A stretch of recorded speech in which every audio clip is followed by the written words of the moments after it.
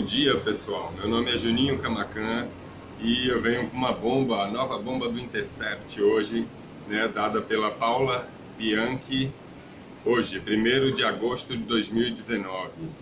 Né? Qual o título da notícia? Consegue ainda o endereço do Toffoli? É uma pergunta que o Deltan faz, né, segundo o The Intercept Brasil. Deltan Dallagnol incentivou o cerco da Lava Jato ao ministro do STF, Dias Toffoli. Isso saiu hoje no The Intercept Brasil. Vou ler aqui um pouquinho para vocês entenderem mais ou menos o que se passou. O procurador Deltan Dallagnol incentivou colegas em Brasília e Curitiba a investigar o ministro Dias Toffoli sigilosamente em 2016.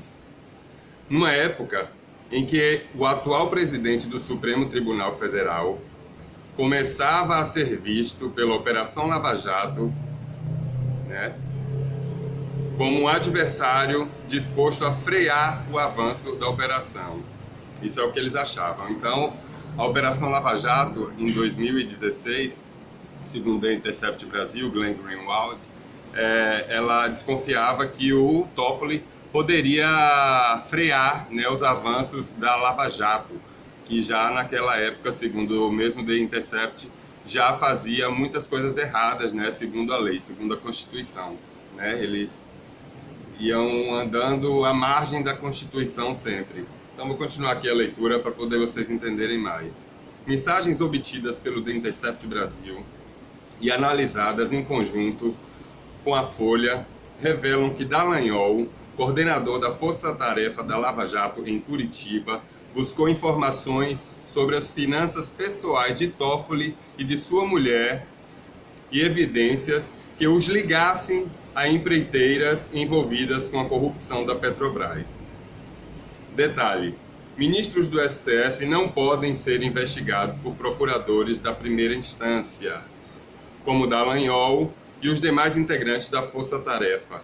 A Constituição diz que eles só podem ser julgados pelo próprio tribunal, ou seja, pelo próprio STF, onde quem atua em nome do Ministério Público, né, quem vai atuar em nome do Ministério Público, vai ser o Procurador-Geral da República. Né? Ele vai atuar no processo, mas não vai ser ele o responsável por levar em frente. Ele só vai atuar, mas quem vai ser o responsável, só quem pode julgar o ministro do STF seria o próprio STF. Investigar. E solicitar investigações sobre o próprio STF. As mensagens examinadas pela Folha e pelo The Intercept mostram que o Dallagnol desprezou esses limites ao estimular uma ofensiva contra Toffoli.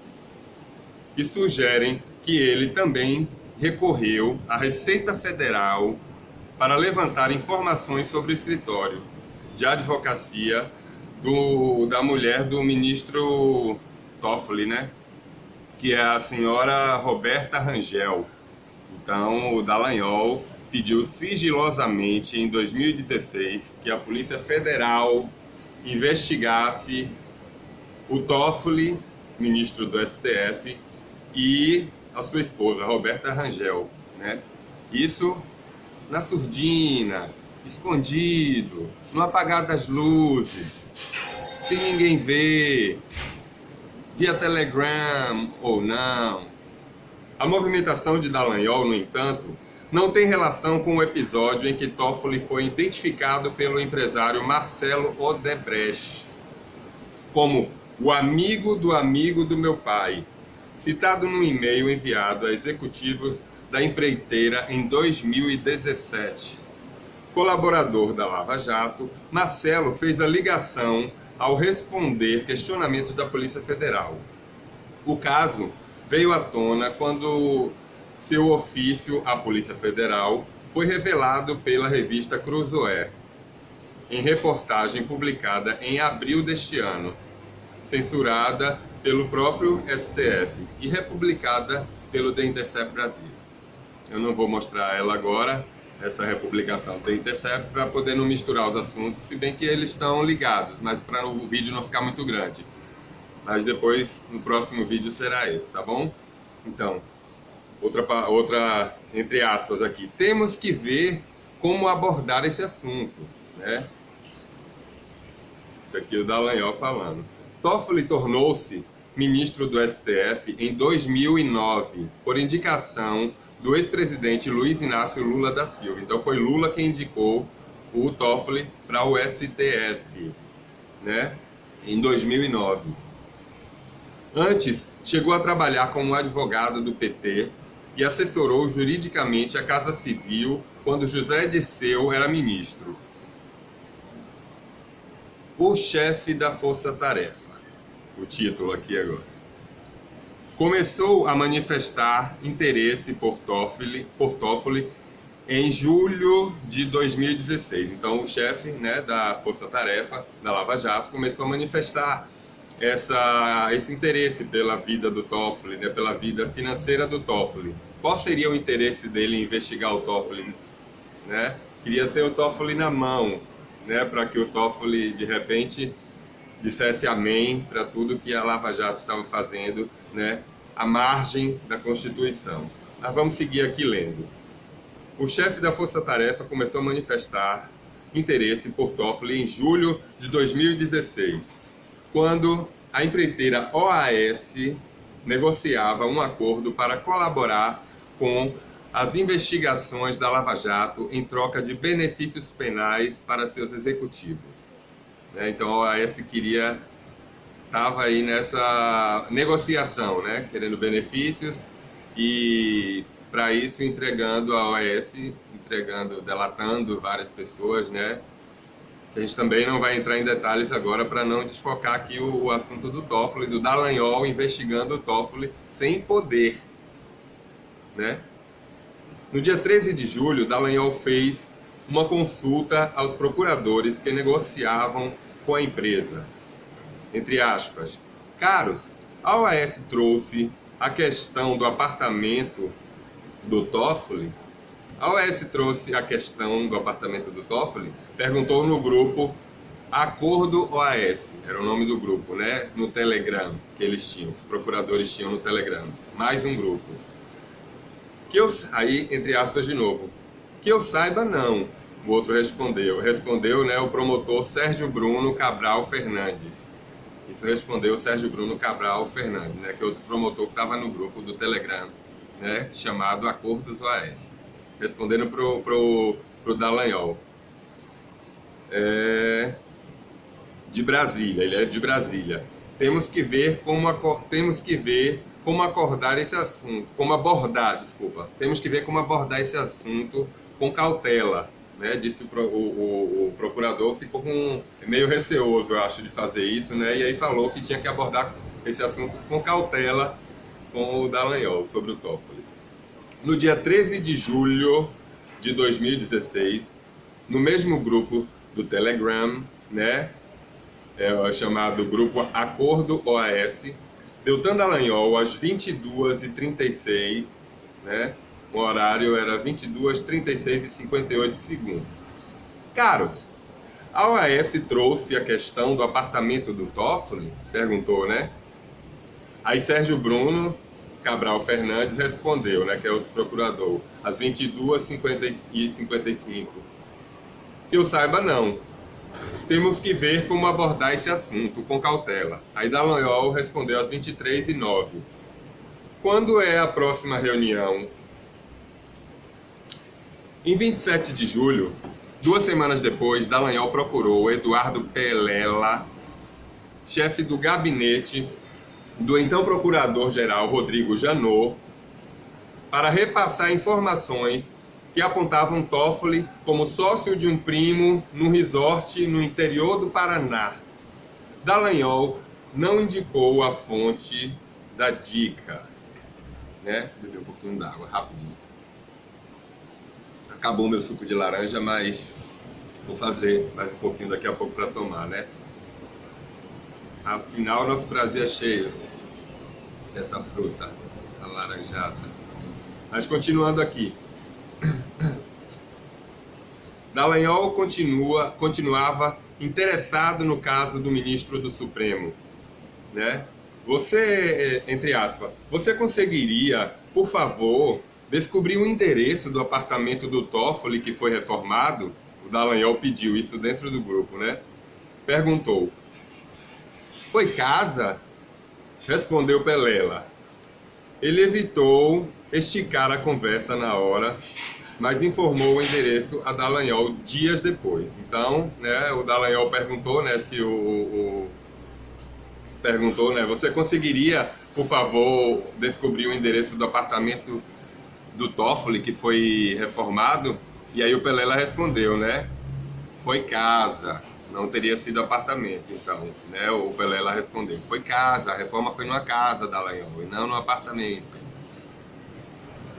Enfim, a investigação na vida do ministro do STF indevidamente estava sendo feita aqui, no mínimo, por 2 procuradores da Força Tarefa da Lava Jato, né? Coisas que eles não poderiam estar fazendo porque eles não teriam alçada para isso.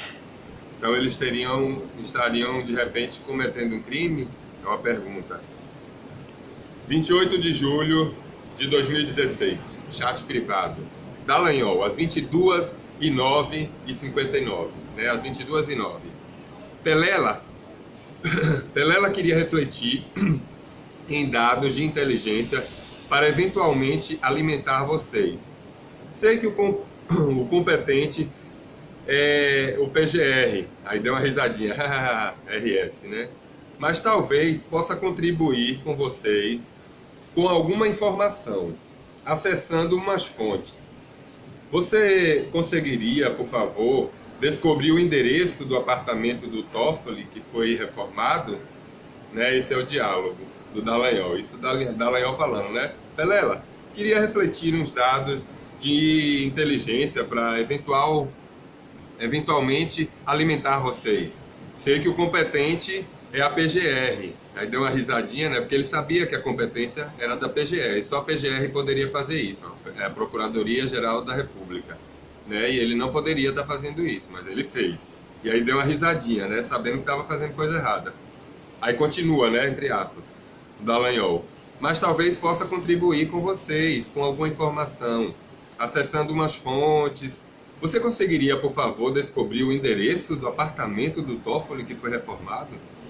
Aí o Pelela responde, foi casa, Dallagnol. Pelela ainda, né? Às 23h16. Consigo sim. Amanhã de manhã eu te mando, né? Amanhã de manhã, o Pelela falou. Amanhã de manhã.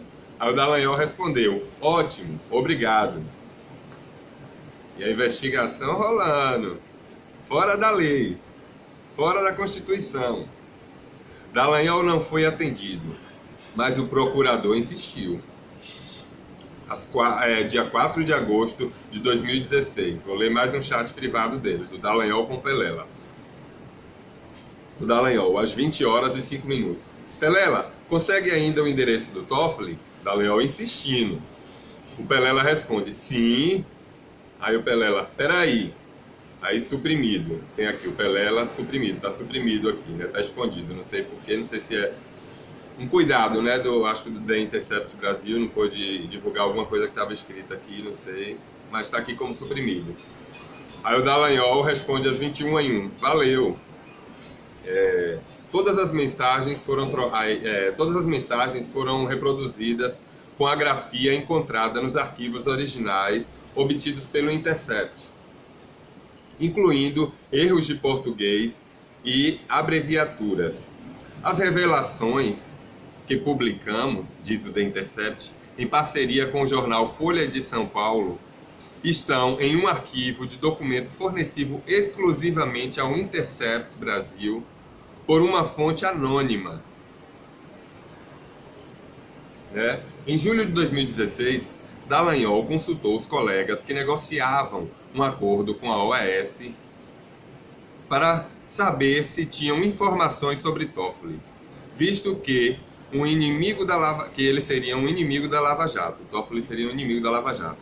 Em suas primeiras reuniões, né, um outro título aqui do Intercept, em suas primeiras reuniões com os procuradores da Lava Jato, os advogados da OAS contaram que a empreiteira havia participado de uma reforma na casa de Toffoli em Brasília. O serviço tinha sido executado por outra empresa indicada pela construtora ao ministro, e ele fora o responsável pelo pagamento. O ex-presidente da OAS, Léo Pinheiro, que disse ter tratado do assunto com Toffoli e era réu em vários processos da Lava Jato, afirmou a seus advogados que não havia nada de errado na reforma. Mas o caso despertou a curiosidade dos procuradores mesmo assim. Claro, eles queriam pegar o Toffoli de qualquer jeito e deixar o Toffoli na mão para fazer o que eles queriam, era ter mais um voto monocrático ou não, né, ou colegiado, mas a favor deles lá dentro do STF. E duas decisões do Toffoli no STF tinham contrariado interesses da Força Tarefa nos meses anteriores. Vamos entender então por que aqui, né, Dallagnol está querendo pegar no pé do Toffoli.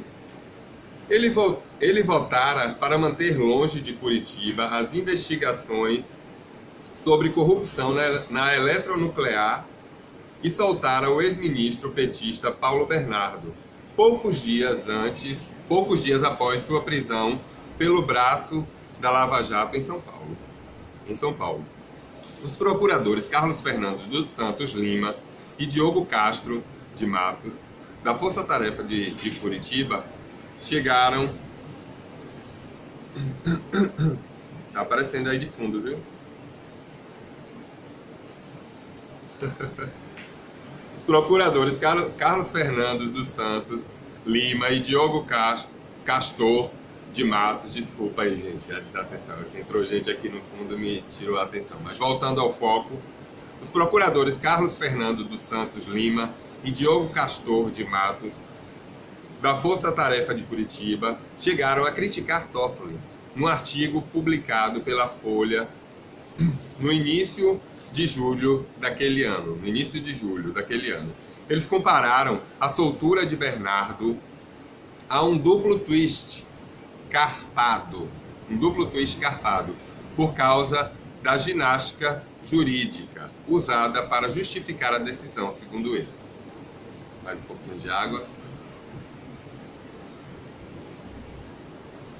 As mensagens obtidas pelo The Intercept Brasil não permitem esclarecer se alguma investigação formal sobre o ministro do STF foi aberta. Formal.